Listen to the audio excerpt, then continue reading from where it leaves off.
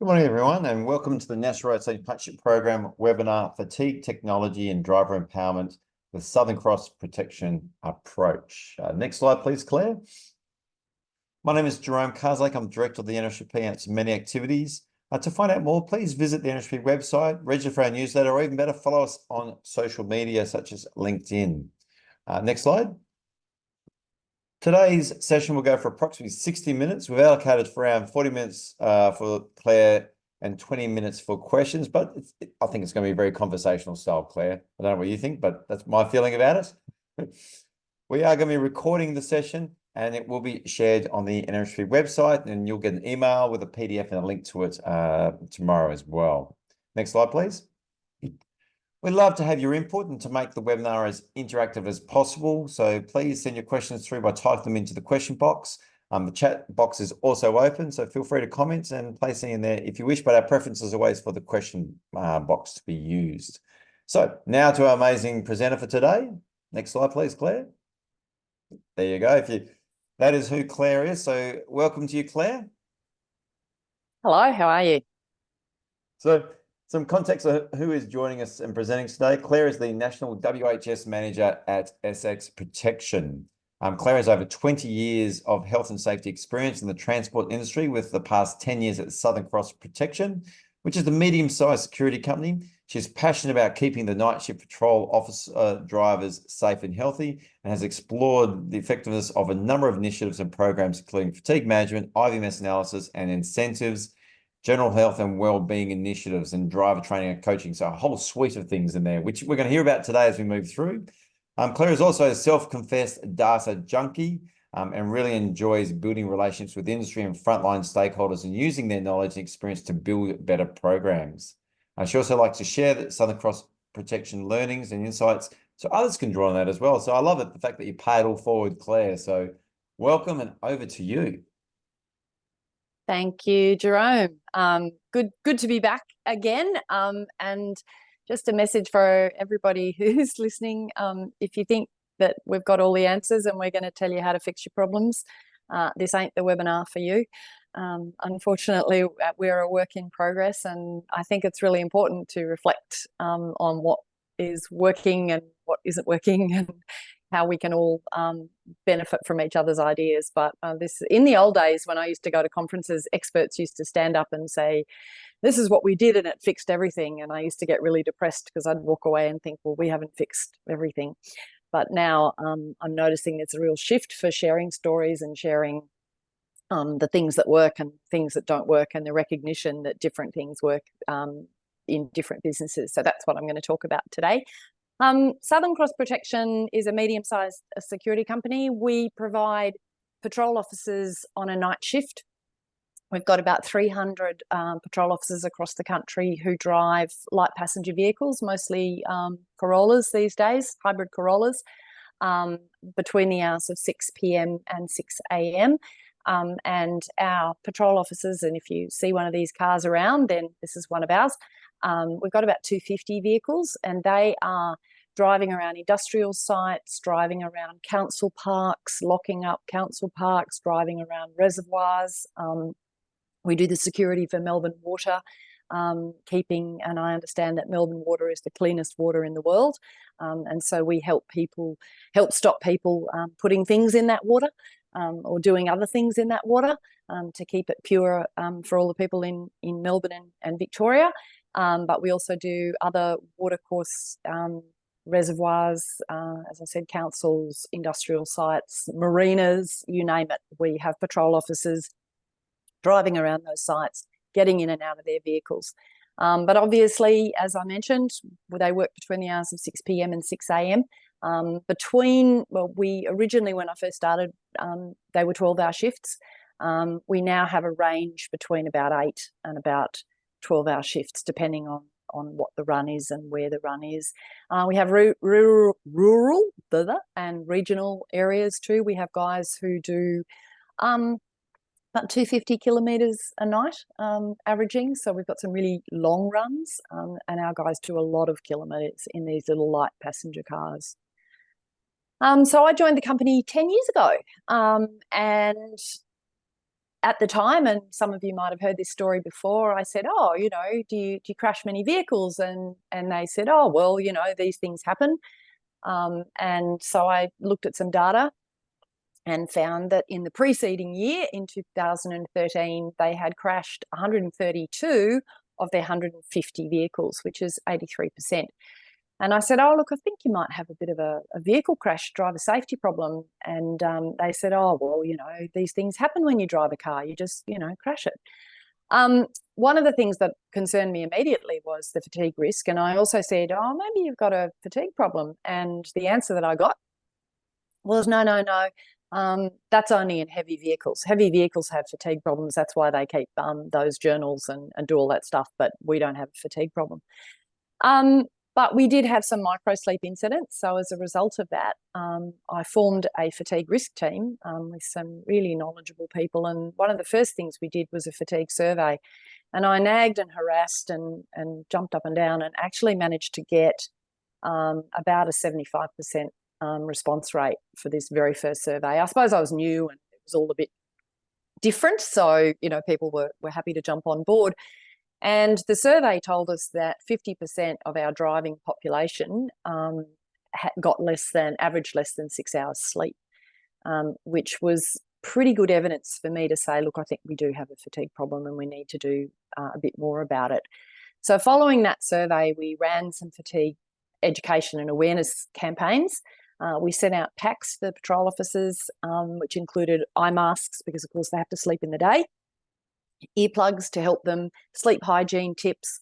We also sent a letter to their families to say, your brother, husband, son works at night, and that means that he has to sleep in the day. Because I had a patrol officer ring me up one day and say, look, I have to go around, you know, my dad's passed away and I have to go around in the daytime and help my mum.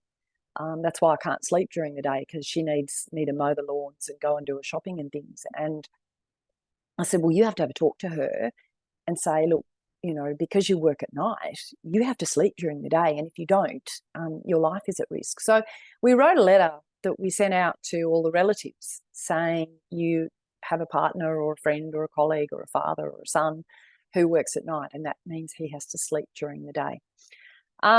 We also had telematics, IVMS in our vehicles at that time, TomTom I think it was. And we also spotted some indicators of fatigue, in that we noticed particular drivers used to have a decrease in an increase rather in their harsh braking, harsh acceleration and harsh cornering events between the hours of 2 a.m. and 5 a.m. And where we noticed those trends, we were actually able to have a conversation with the drivers. And one particular patrol officer that I remember, we found out that she was a mum. She had a autistic son. And so she took care of her son during the day and then drove during the night. And she crashed her car, and then we looked at the telematic indicators and saw this pattern of decline in her physical coordination. So you can also see that in your telematic indicators. You can actually, it's quite detailed stuff, and I'm hoping one day that Power BI is going to make it a lot easier for me to identify a trend of a driver who's got a pattern of deteriorating physical coordination, and therefore an increase in harsh braking, harsh acceleration and harsh cornering events between the hours of 2 and 5 a.m. But that's not quite there. In about 2016-17, we explored fatigue detection technologies, because the campaigns were useful. They reduced our motor vehicle accidents, but we were still having microsleep accidents. We still do. We looked at smart caps. Recently went to a workshop run by a lady, the safety manager for Pac National Trains. They've tried smart caps as well, but they didn't work for our workforce particularly well, and they're about $3,000 for each smart cap. And of course, we have quite a high turnover of staff. We still do. So that was not the best option for us. And we also looked at something called the Guardian Seeing Machines. Talked to Toll at that time, who'd put Guardian Seeing Machines in a whole fleet of trucks for a particular business unit. And I can't remember his name. I forget it and then I remember it, but I'll try and find it.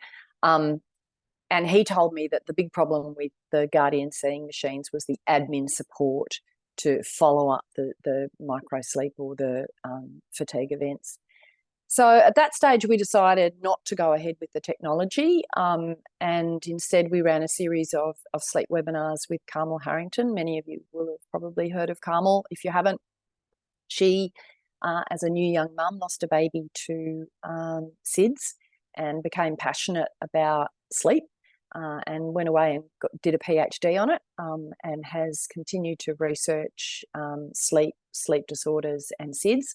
She had a major breakthrough about a year and a half ago when they discovered, I think it's a genetic predisposition to SIDS, which was in the news at the time. You can Google Carmel and find out what she's up to. But she did a series of sleep education webinars for us. We got her contact through Jerome, because we joined up with the National Road Safety Partnership Program, I think pretty soon after I joined the company, maybe 2014, Jerome. Yeah, I think you're amongst the first partners to sign up and the actions, and that's where, and Carmel, we're just looking outside the box to see someone who can look at, instead of fatigue, how do you look at sleep in a different sort of angle? Because like you said, your narrative and saying, oh, it can't be fatigue or this, like I remember hearing a heavy vehicle organization say, well, the drivers have done everything right. They've pulled over and stopped, and the fatigue diaries are all spot on. They've done this. So you can't be fatigued. That's why they're running off the road, crashing. And you go, well, all the other indicators are, well, that is. And the driver said, well, I just nodded. But they said, well, you can't be tired because you did everything right. Yeah. That was the belief then. Carmel was really interesting. I always remember the one that she talked about, long haul flights. I think she's English from memory, and she used to take her and her kids and her partner used to go back to the UK on these long haul flights. And she said, she used to tell people, they'd say, oh, how's the jet lag? And she said, oh no, we sleep really well. And they go, how? And she goes, oh, we just go through the same routine we do at home. So we put on our pajamas and we brush our teeth and this kind of stuff. And then we just curl up in the airlines seats exactly as we would at home. And that sleep routine has helped the kids crack these long haul flights and sleep well on those long haul flights. I always thought that was a really funny image. And then we also found, oh, it looks like I've got a typo there, but Drew Dawson, who was a sleep researcher and very pivotal in the early heavy vehicle fatigue management protocols and programs, and did a lot of research and presented at a lot of conferences. He put on on the internet a free fatigue app where you could just literally open up the app and you could plug in the last 72 hours of your sleeping pattern, and it would tell you what your risk of a fatigue event was. And it was free, so it was great. So we were using that for a while, but then he discovered that it had corporate money making possibilities, and it was no longer free. So we then stopped. We were still having infrequent but too many micro sleep events, self-described by our drivers and crashes. I think it was 2019 we had one on the Gold Coast where a vehicle actually rolled off an embankment. So I developed an online fatigue training program based on Michael Mosley's work. Michael Mosley's done a really good book if you're interested in people who have problems with insomnia, or you've got people who with self-reported insomnia. Michael Mosley's book is definitely worth looking at. He talks about a way of managing insomnia where you actually cut short. You try and reduce the ratio. You try and increase the ratio of time in bed with time in bed with time asleep over the top of it. You want that at about 80%. In other words, you don't want to be lying in bed awake. And so to do that, he suggests that you spend a week going to bed an hour later than you normally do and cutting yourself short of sleep just to increase the ratio of time of sleep when you're time in bed. It's probably sounding a bit complicated, but Google Michael Mosley and insomnia and you'll get it. So we developed an online fatigue training 3-module program that we sent out to try and raise awareness in a whole lot of good sleep hygiene and sleep need. But we then in 2022, probably in June, I think, had another micro sleep event, and I kind of thought, I don't know what else to do. I've tried everything I know how to do.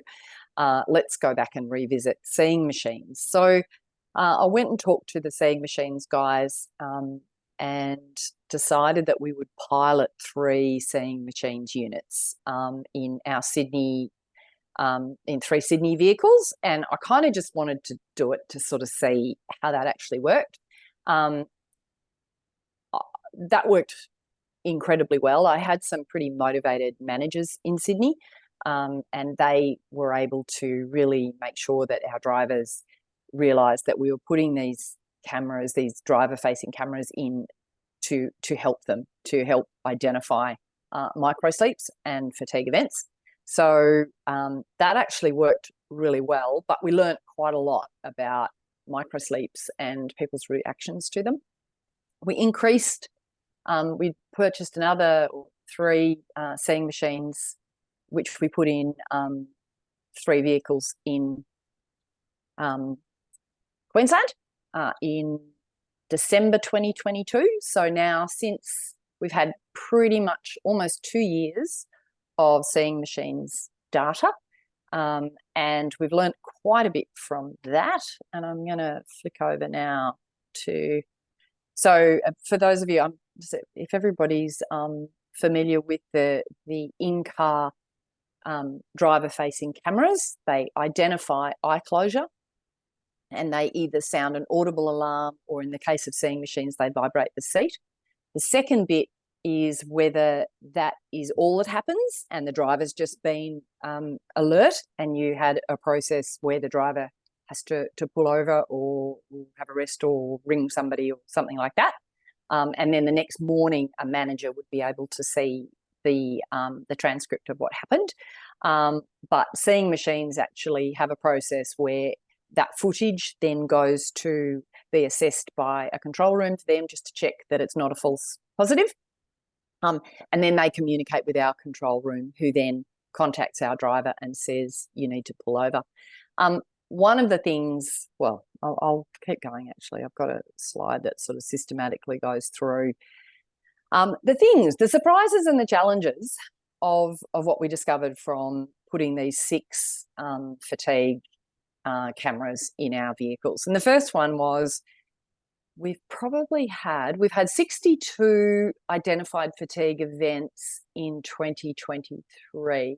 Now, obviously, we had a lot less from 2022 because that was the year that we were introducing them.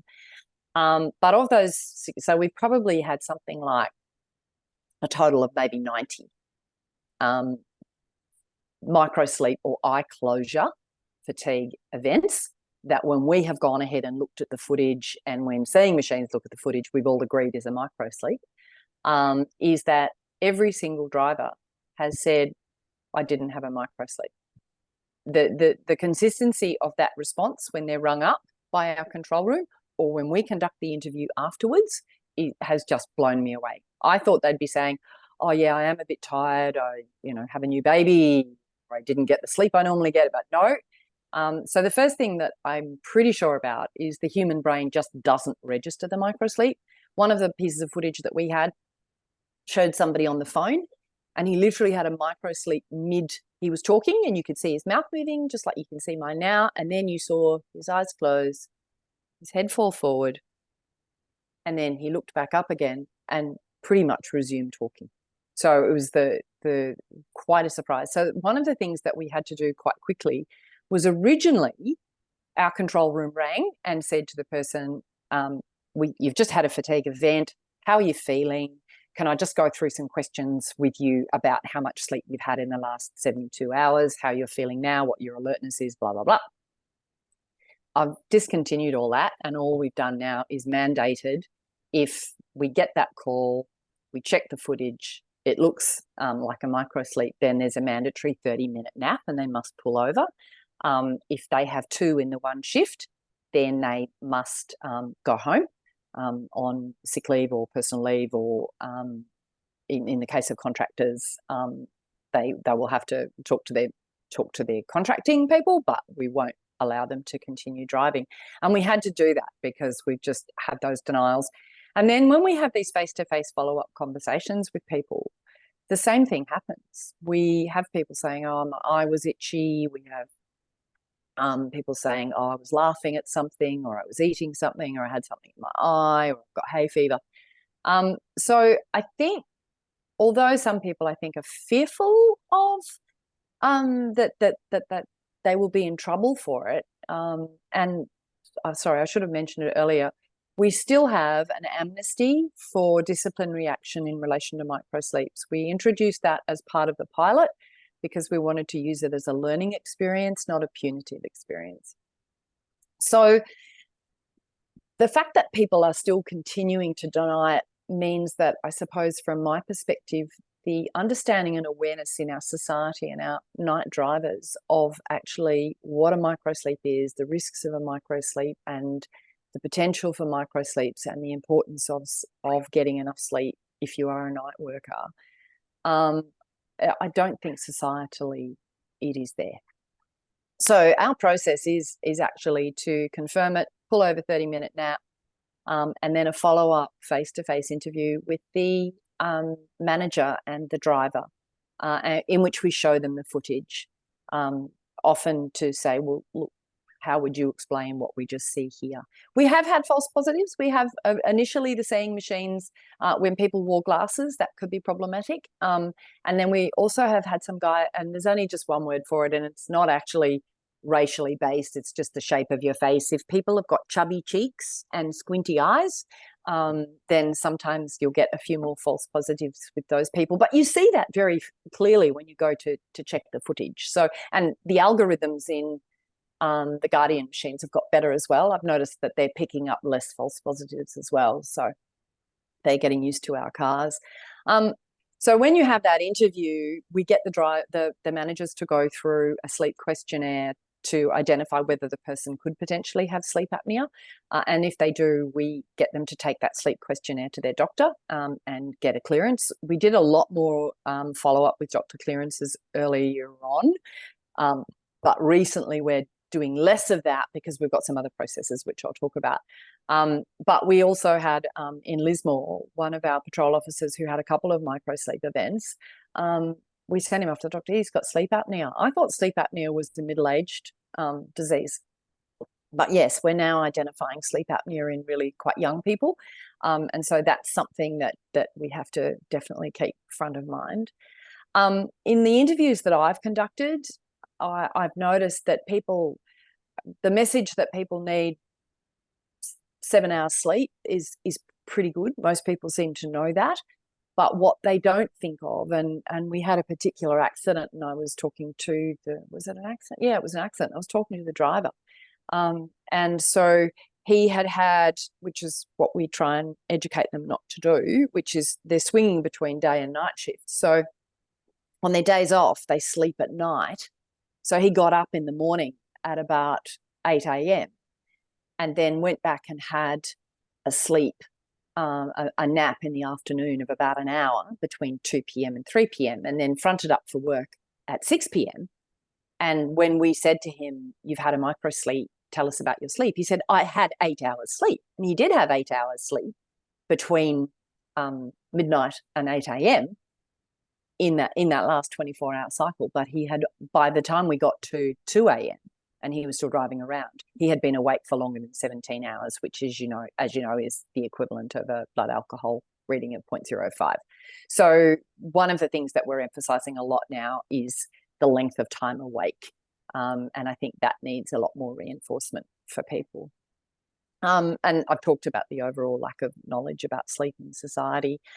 We also, a lot of our drivers are also driving for Uber or Amazon. And I can't say to someone, you can't have two jobs, not in our current economic climate. So the message that we're trying to get out very much is around the stick to your night shift. Okay, so if you're driving cars for us at night, then please drive cars for your gig economy at night as well. Because I find that, yes, those things are, those switching shifts can be a real problem for us. So here's some data. Actually, I'm just going to go back. So where are we now? One of the things that we started to do recently was see what other fatigue technology and cameras were out there. We now, with anyone who's had more than one sleep event, and we sit down and do an interview with them, we're asking them to download a sleep app and to provide us with evidence of their sleep schedule, of their sleep for the preceding 72 hours before they roster on. So these are guys that we've already had at least one sleep event. And we certainly notice that it does seem there are some people who just aren't as good at night work. So we have people, if you've had one sleep event, then they'll have another one. We'll start to say, all right, well, we can't let you drive for us unless you can show us on your phone the hours of sleep that you have had. So we're using those sleep apps a lot more to encourage our people to track their sleep, and then to also show that to us as evidence. We don't have a fitness for duty sign on. I feel that they are a tick and flick, but I'm happy to hear other people's views if they've implemented fitness for duty type assessment or awareness raising programs or a process that they think works really well and that has engaged their drivers. I'm interested in that. I loved something that Jerome told me the other day, which I'm thinking of using possibly. What was it? Sorry, go on. Are you roadworthy? So getting people to think about from the cut vehicle point of view, are they roadworthy to be behind the wheel from a personal sense? So emotional, physical and mental and that sort of angle. And that'll be our campaign that'll be released for National Road Safety Week in the next couple of weeks. Yeah, I really like the Are You Roadworthy? I think it's got a much better sound, to be honest, than fitness for work kind of activities.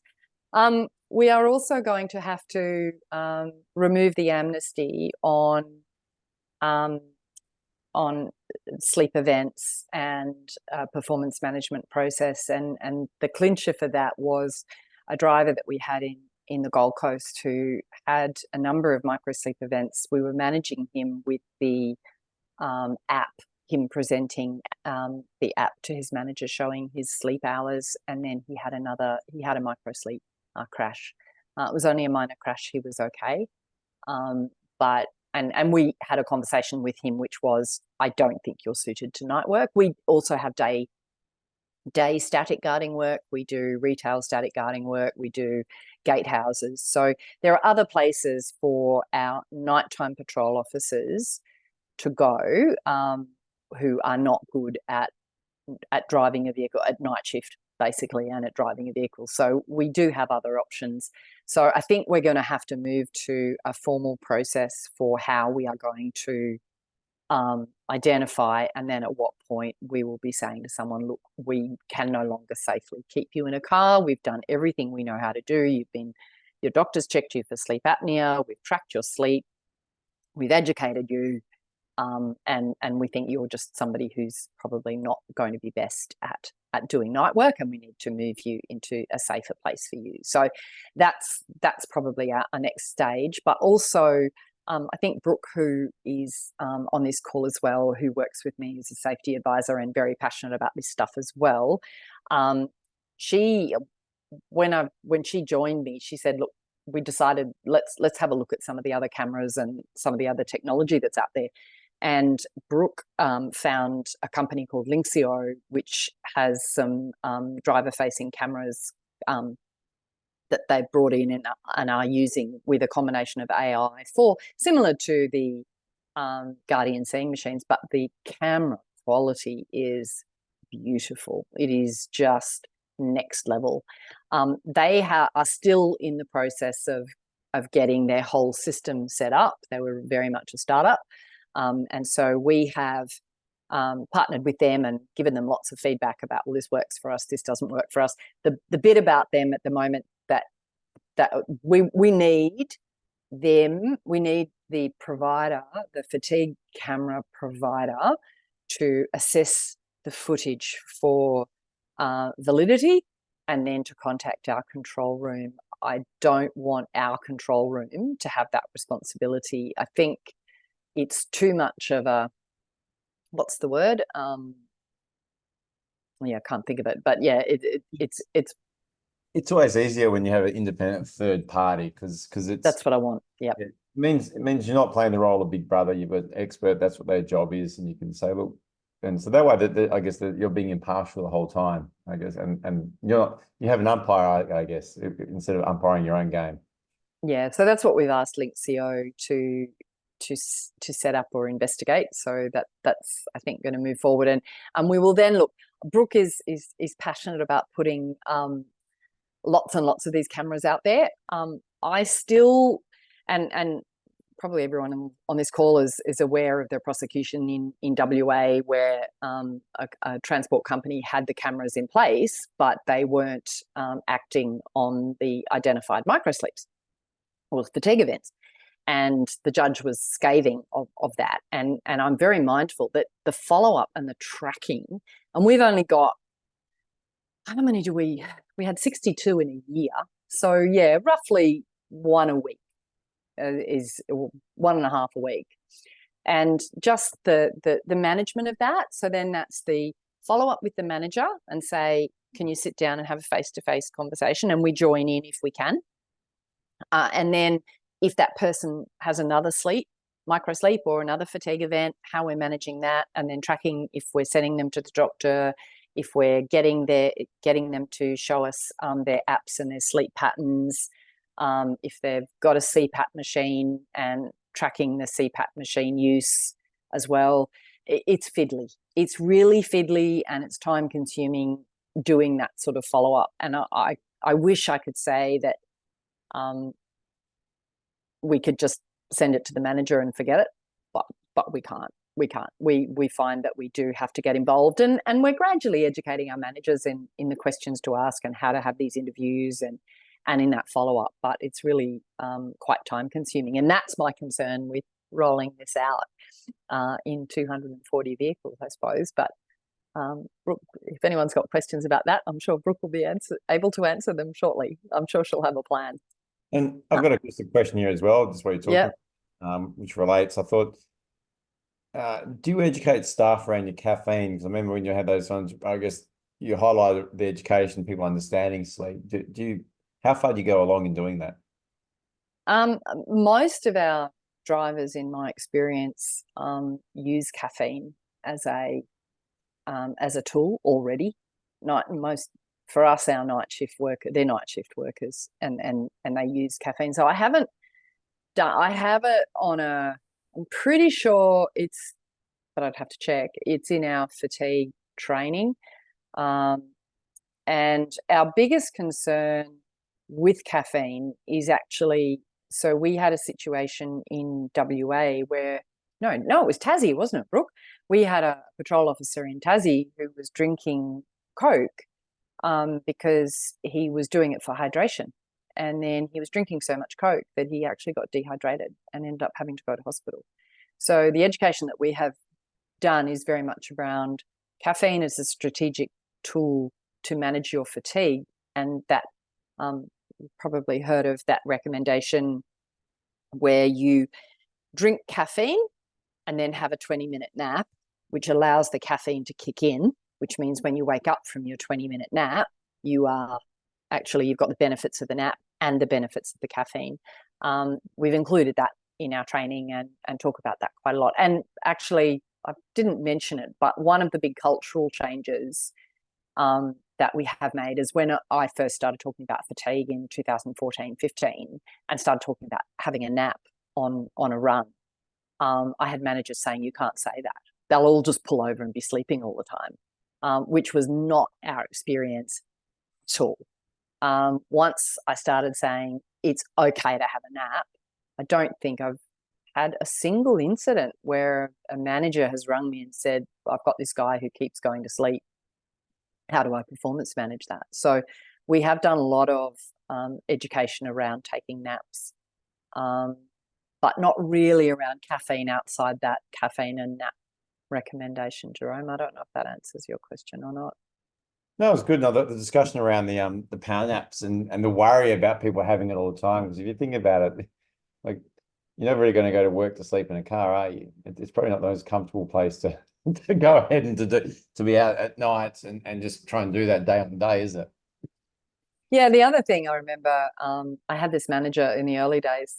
This story, he rang me up and he went, "Hey, I just heard Joe Blogs, and he was telling all the guys that it was going to be a rough night because he'd only had 2 hours sleep.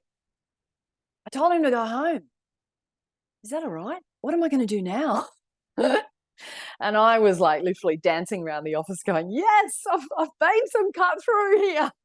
We've actually identified. So yeah, something else that we have also done is we do have alerts built into our rostering system for anyone who works more than 100 hours a week.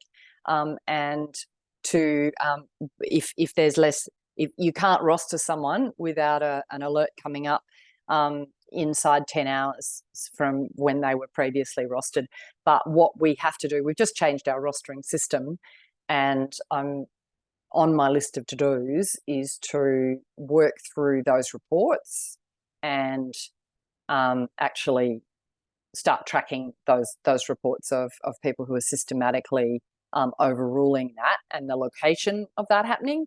And the identity of who's doing that, and so that we can actually start managing that. So yeah, there's a big rostering piece in all this in terms of making sure that you're monitoring your overtime and you're monitoring the break between shifts and whatever rostering tools you've got that you've built in. Well, we had it at 12 hours and we've reduced it to 10, but I won't reduce it less than 10 to allow for an hour travel time backwards and forwards. So yeah, that's some other stuff that we've done. Look, this data doesn't actually really tell you anything very much. But as we get more machines, you'll see though that we had a couple last year of really high events, and they were often individuals having repeat events that we had to actually turn around and manage. So that's what that data does give you, is if you noticed a whole lot of high numbers popping up all the time, then obviously you're not controlling what's happening. So I'm comfortable that we're controlling that better. And this is also just our MVA data. You can see that when I joined in 13-14, we had 94 MVAs in the year. That dropped to 51. So we run at about 30% of our fleet. We crash about 30% of our fleet at the moment, which our insurers are just beside themselves about. But considering all the work that we do, I actually believe we're in a holding pattern. We aren't increasing, and these are raw events as well. So we've gone in 2013-14, we had 150 vehicles. We've now just moved the little picture box. We've now got 240 vehicles, and this is not a rate. This is not a rate per kilometre or a rate per vehicle. This is just raw accidents. So we're actually, in my opinion, controlling our accidents. Have we fixed the problem? No. Are we even close to fixing the problem? No. Are we controlling the crashes and the number of fatigue crashes that we're getting? Yes, I believe we are. That is pretty much it. Yeah, where to from here? Investigating the better quality cameras that Lynxio are offering us, incorporating fatigue management tech into our safe driving policy and procedures. At the moment, they're two separate policies and procedures. And to finalise our amnesty, we're not going to be able to continue with that, and develop our discipline protocols and processes is kind of where we're up to at the moment. And that's it from me. Jerome? You're on mute. We've got some great questions coming in. So I'll dive into them now. But I was wondering if you could also put the name of Lynxio in the chat, and we can sort of share that, because there's a couple of people just asked, what is the new camera provider you mentioned? Yep. So that's the first question, I guess, dealing with Andrew. Andrew's on that one. There we go, Lynxio. Thank you. I'll share that as well. So I was almost going to invite them today, actually, but I didn't get around to it. Sorry, go on. That's all right. There we go. Put that in there. So, question here from Greg, and he's saying, "Thanks for your very interesting presentation. 2 questions, and we'll take the first one. Does your data show a difference between sleep events occurring at the beginning of or the end of a driver's shift block? I.e., is there evidence of the increasing effects of sleep debt?" That's really interesting. That's a really good question, and that's something for me to analyze, because I haven't really, but I can tell you anecdotally, because you can see from our data that there's not so many that you can't actually sort of identify. And maybe if Brooke can pop in any comments she's got maybe in the chat box. The majority of them are happening between 3 and 6 a.m. pretty much 100% of the time. Yeah, I reckon 75% of the events would be happening between 3 a.m. and 6 a.m. And our biggest problem is we get a lot at 5:30 a.m. and they're due to finish, and you say to them you have to do a 30-minute nap before they go home. They don't like it. Quite understandably, but they don't like it. Well, that was going to be one of my questions I was going to ask as well. How do you make sure at the end of a shift how they get home safely as well after they've just done that? Well, and that's what the 30-minute nap is for. And when I have had, and I've had one guy just basically said no, and headed off home anyway. And the rest of them, so the actual process is that they are told they have to have a 30-minute nap, they have a 30-minute nap, and then they ring our National Operations Centre and say, I'm back on the road. So that's how we sort of control that it's, and they have something called an infield app, and also they're tracked through telematics. So if they said they were sleeping and they're not, you can actually see their vehicle moving if you need to, if you want to check with that. So that's the way we monitor it. We've had a lot of disgruntled people saying, I'll be fine.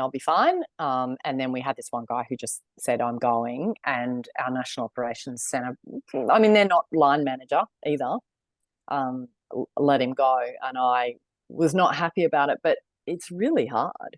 That one's really hard when it gets to 5:30 a.m.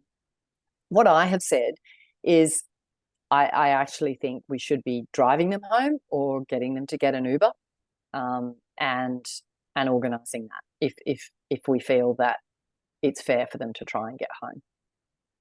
But yeah, it's really hard. The other question, I guess, on that sleep debt point which you made was getting people to understand the amount of time awake. Because I remember you mentioned that person he said he had the 8 hours and he had a power nap going through for an hour. It was power sleep, I guess, but he had that hour. But he'd been awake for so long, hence why you made that point. But he said, but I had my 8 hours. So I think that's a good sort of example of that risk as well. Yeah, because and I've been talking to quite a few when I do these interviews with the drivers, and I talk about them. I say, look, if you wake up at 10 a.m. And then you don't have any other sleep, and then you start work at 6 p.m., then at 10 p.m. you've been awake for 12 hours, and at 3 a.m., somebody can check my sums here, you've been awake for 17 hours. So at 3 a.m., exactly as you said, Jerome, between 3 a.m. and 6 a.m., if you wake up at 10 in the morning, if you go, I've had a great sleep, I've had 10 hours sleep, I went to bed at midnight and woke at 10 a.m., I've had heaps of sleep and I am right to go tonight, and I'm going to jump on the road at 6 p.m. and off I go. But at 3 a.m., you are going to be after your 17 hours awake, unless you have had a sleep. And that certainly, our data is showing that people, that's when we're having the micro sleeps, between 3 a.m. and 6 a.m. Right. And the second point from Greg, what support systems are in place for drivers who cannot drive because of either too micro sleeps during a shift or who have arrived at work too fatigued to drive? And how do you get, I guess we've discussed this a little bit, how do you get them home, particularly if they're rural drivers? Particularly interested in that. Yeah, look, I've always said put them in an Uber. It's the same as if we have a non-negative drug and alcohol test, because we also have drug and alcohol testing done for our people. And if somebody is identified there as not fit, then we have an obligation to get them home safely, and that's not them driving themselves. So yeah, I've said get an Uber. Look, we have, even in the regional areas, I mean, if anything, in the metro is where you have people with longer commute times. In the regional areas, although they might be whoop-whoop, I think most of our drivers, for example, if they're doing a job in, just trying to think, around the Lismore area. I mean, one of our drivers coming out of the Lismore area actually goes over to the coast, which is about 45 minutes.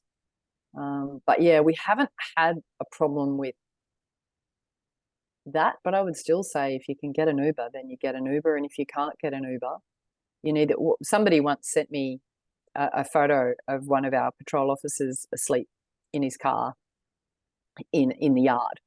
And he'd come back from his shift, and before he went home, he had a sleep because he thought he needed it. And someone took a photo of him and sent it to me for an employee reward and recognition for doing the right thing. So yeah, that's the other thing. Encourage that is okay to have a sleep in your car for half an hour before you go home, or that we will use an Uber, or perhaps a colleague can drop you off who lives nearby.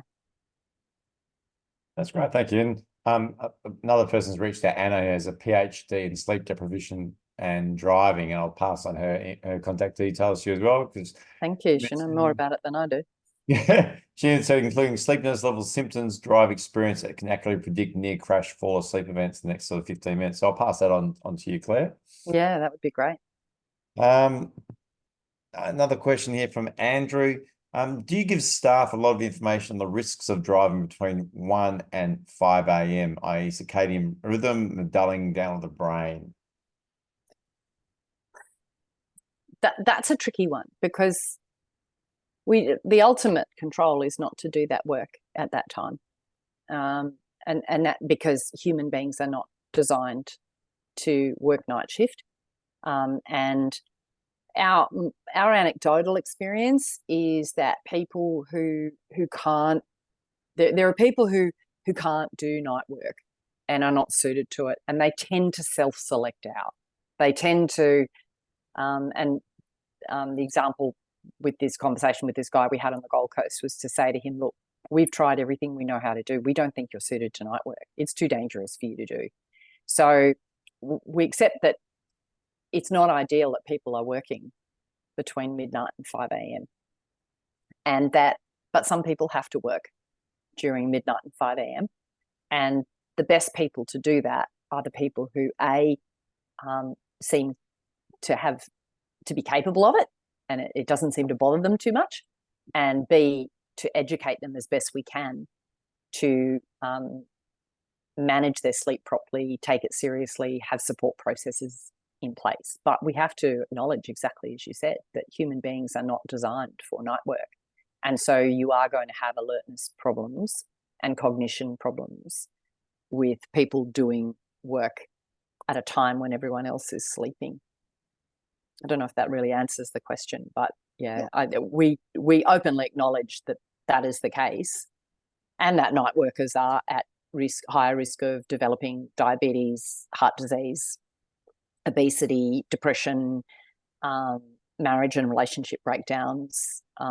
That's all stuff that we openly acknowledge and talk about in our fatigue training. Nice.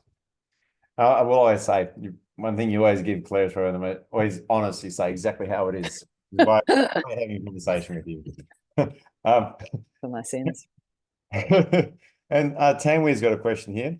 Does the Lynxio system have the seat vibrate capability? Because speaking to drivers, in his experience, they've said that vibration really works well to wake them up, whereas they get used to the audio alerts. My understanding, and I don't know if you can unmute Brooke or if she can pop in the chat, but my understanding is, sorry, I haven't driven a Lynxio car, it's the sound. And you're right, the vibration wakes them up. You just see it. The camera footage can be black humor, but it can make you laugh, and they often laugh. That's the response, that you see them just driving along and they're over. So yeah, the vibrating seat, I would think would be better. I agree, 100%. But no, Lynxio doesn't have that. Unfortunately, Brooks is having some technical problems. It's asking for a password to come in, so I'm not sure what's happened for poor Brooke. She sent me an Okay, sorry, Brooke. But that is, yeah, I'm pretty sure it's a sound. It's the same sound. Lynxio's got the same sound for distraction event, sleeping event, or micro sleep event, or eye closure event. And it also does too close to the vehicle in front. And I think harsh braking and harsh acceleration. So Lynxio's trying to do the whole gamut of telematics. but yeah, there are sound alerts. An annoying lady talks to you, actually. That's reminding me. Yeah, she says fatigue event identified or something like that, which is not as effective at actually waking you as vibration would be. Might be something. Lynxio do seem very keen to, I suppose, develop a product that is marketable and whatever. So might be worth talking to them and seeing if they've got anything in the pipeline, giving them that. I don't think we've actually specifically given them that feedback, but it's a good point. Thanks. And David has a question. If you have the data, you should be able to see precursor events such as distraction, inattention, which could assist your escalation management from a more proactive perspective. That's interesting because I haven't really seen that. You're right, you should, technically. But we just, and because the Guardian machines also pick up distraction events, they don't pick up the harsh braking and harsh acceleration, but they pick up the distraction. So yeah, you would think you'd be looking at a particular driver for a particular shift and you'd see a distraction event, a distraction event, a distraction event, and then a fatigue event. But I don't recall seeing that sort of pattern. But yeah, it makes sense. Well, the interesting on that one, Claire, I guess, is that the research project will be kicking off in coming weeks.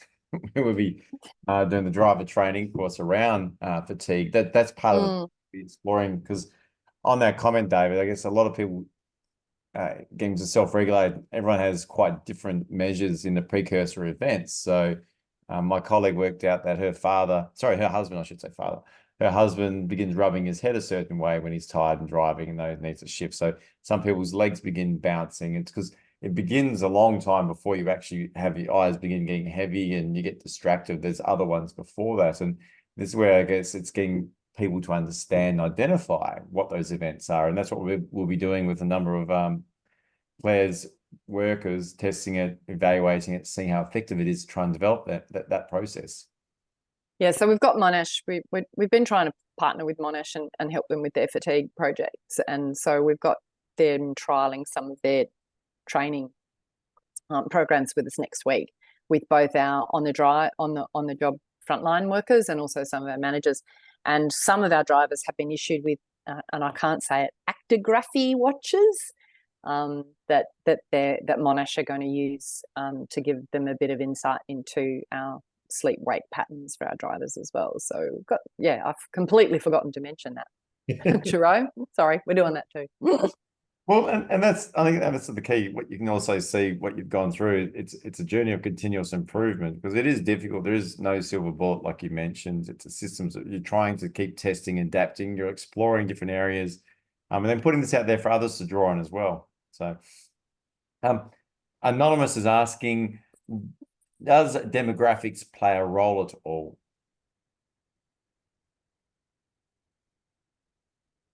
We've got a predominantly male workforce.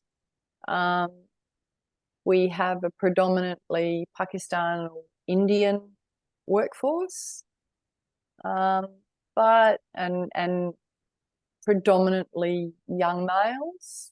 But I wouldn't.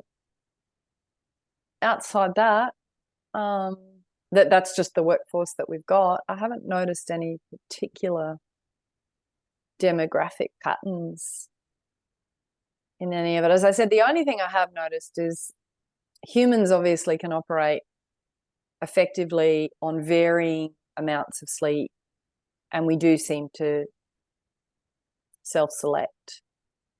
Younger males are the most high-risk demographic, vulnerable to drowsy driving. Okay. Yeah, well, if that's the case. When you say younger males, can we have Anna, can you tell me what you mean by a younger male? My guys are predominantly between 30 and 40. So maybe it'll get up to near 50. That'd be nice. Yeah, okay. I think there we go. Yeah, well, that might be it as well. Certainly the really old timers. It gets harder to do shift work as you get older, I'm told. The older blokes tell me, but the old guys, they've got it worked out. They know how to sleep, and they know you can't juggle it. And they're the first people that if you get them talking, which I do, in any group toolboxy situations, and you say to them, you say, okay, who's been here the longest? Oh, okay, Joe Bloggs, that's you, or Daniel Preston, that's you, or whatever. Tell these young guys what you do to manage your sleep, and they know. And they will tell you, and they'll say, you can't do it any other way, mate. Actually, the other one, I was up at Gold Coast and we were doing a toolbox, and I said, who's the newest here? And we had a new guy. And then I said, who's the oldest here? And then I said to the oldest guy, I said, tell this new guy, what do you think is the most important thing to tell him to keep him safe? And he said, you're never too busy to pull over and have a nap if you're tired. That will be the best way to get your work done. So yeah, they know. And that's so much more powerful coming from the peer. That's what rather than you working it, that's someone in the game. You could say that to your heart, but the moment they say it, they'll listen. Yeah, that's right. Oh no, yada yada yada. Claire's on it again about her fatigue stuff. You've got to get the guys who actually do the job really well to talk. Last couple of questions. There's one here from Mark. Is there any system that locks out the vehicle from being started for 15 minutes after a fatigue event that you're aware of? Question. No, not that I'm aware of, but I haven't even looked. So it's a good idea. But you'd have to link the engine to, not a tech head, but you'd have to somehow, because these are just cameras. Yeah, and you'd also need, I guess, the tick off. Was it a fatigue event or a false positive? Another one here just from Andrew. Would you consider self-drive vehicle technology when it's deemed safe? Certainly broadening it out there now. Oh gosh. Probably, but I think it's quite a way off at the moment. All they're doing, as you know, and Monash have also, everyone's probably heard that Monash has now identified the blood test marker for fatigue. And so to me, and I've said this now for 10 years, I've said eventually police will be testing for fatigue or sleep deprivation, I should say, instead of fatigue. I should have mentioned that I'm primarily talking about sleep deprivation leading to microsleeps. I'm not talking about general fatigue and tiredness, but I think eventually police will pull you over to test you for blood alcohol, drugs, and also sleep deprivation when you're driving. There's too many crashes and fatalities associated with it to not pursue that once we've got a blood test that will hopefully lead to a breath test or a brain scan or something. It's certainly in the pipeline, and David makes a fair point as well. There are technical ways to immobilize, but they also add risk if the vehicle is disabled. So it is that a double-edged sword, really, isn't it? Yeah, I mean, some of the areas that our guys drive around, I wouldn't want them to pull over there. They'll get the car rocked. Particularly Alice Springs and Catherine are springing to mind at the moment. Yeah, good point. And that, once again, it's the duty of care to the worker and balancing out. I think great question here. It's also coming towards the end from John. Do you purchase vehicles for your fleet with built-in lane keep assist and driver monitoring systems? Now, I don't think, and I haven't driven one of our new work Corollas yet. So I can't tell you if anyone knows has a new hybrid Corolla, we must purchase them, I'm assuming, because surely they come pretty much standard with new vehicles, because I've just got a new car and it's got it. And I've been wondering for a while, but I just haven't driven one of our new Corollas. So I'm sorry, I can't answer that question. Brooke would know, but she's not here. So I will ask. How about I ask and get back to Jerome with that question? Because I've been wondering myself. I just haven't got around to doing it. And when I came down I'm in Melbourne at the moment, and we were out at our branch yesterday, and we were supposed to take one of their cars to use because we've got some other places to go, and all our cars were in use, so I wasn't able to borrow one. So that's why I haven't driven one recently. Andrew says that they do, so it's good to know. But we'll put in the follow up. So just as we're closing up now, Claire, is there one message, one thing you'd like to say as we close out? I probably don't give up. Probably don't give up and just keep keep talking to people, and also really leverage and tap into the worker knowledge and experience that you've got, because they're really good as well. Fantastic. What a great way to close out. And we have some great webinars coming up as well. Next week we've got around COVID supply chains and lessons learned from that, presented by Dr. Sarah Jones, which will be fantastic. We have another one with Origin with Graham Bell talking around the magic and his sort of journey in data. And once again, it's a system approach. In shock horror, he makes the point there is no silver bullet as well. So some common themes going through on all this, and then we have some really other exciting ones coming through throughout the year as well. So thank you very much for your time today, Claire. Always a pleasure. Yep, thank you. And thank you to everyone for joining us and all the great questions. So have a safe day and look forward to you next time and presenting another webinar. Thank you all. Cool. Thanks so much, Jerome. Thanks, everyone. Bye.